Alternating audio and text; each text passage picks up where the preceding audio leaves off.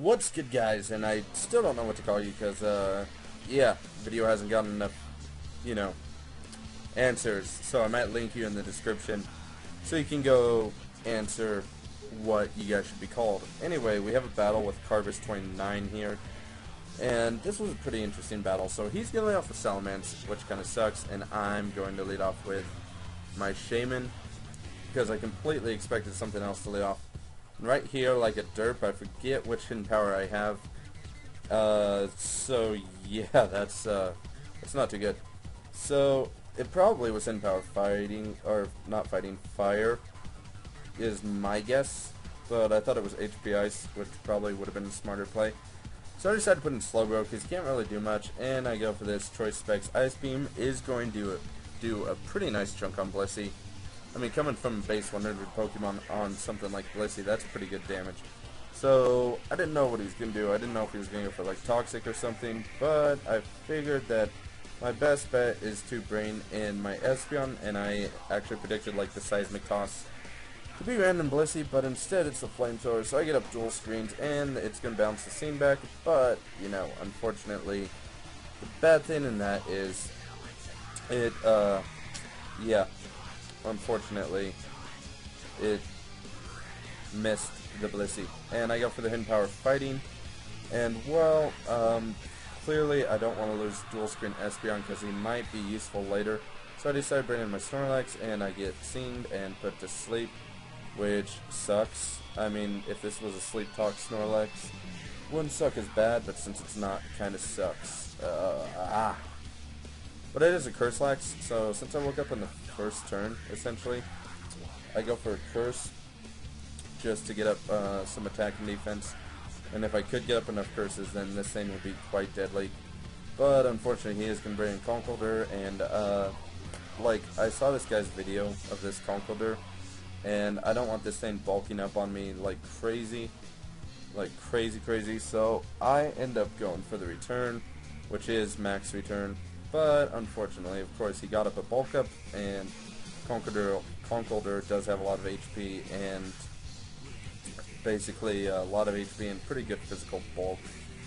So that's not so fun, and I go for a return. But unfortunately, since I am a Snorlax, I have lots of HP that he can steal, and I am slower, so I'm going to save Snorlax for later just in case he comes in handy, and bring in my Tornadus, and basically I'm going to go for the Acrobatics because I don't feel safe setting up any bulk ups, and yeah, I don't really have a way of recovering since it is not the Black and White 2 Tornadus, it is the normal one. And he is going to bring in Magnezone, not a big deal. I figured Brick Break would get some damage off, but it's dual screen Magnezone, which makes me running Brick Break even better because that means he can't set up dual screens on me. So, I don't know. It seems like dual screens are becoming ever more popular lately, so I might start running more Pokemon with Brick Break lately, because I honestly have been seeing a lot of dual screens lately. And so he's going to bring in Volcarona. This sucks, but Slowbro is my best counter to it, and it's a substitute Volcarona, which is a pain because now he can scout me, and if he wanted to, he could switch, but he actually stays in and goes for a Quiver Dance, which is okay by me.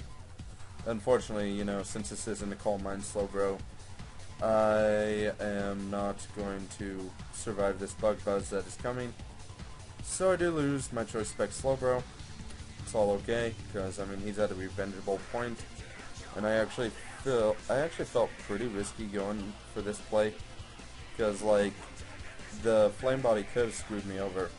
But it doesn't, which is good, and the crit does not freaking matter because this is Choice Banded Scizor. And so I switch out because I want to save it for later, and I know he has that Flamethrower, and I kind of want to set up dual screens again, or at least the light screen. So I set up the light screen just because I can, and then I believe I go for the set up the Reflect on this next turn. No, I switch out because I figured that was good enough to set up a light screen on Blissey. And I switch out into my Snorlax, which, of course, since this Blissey has seen, this is somewhat of a risky play. He withdraws though, and I kind of banked on him withdrawing so I went for the straight return. And yeah, I actually made a somewhat good prediction for once.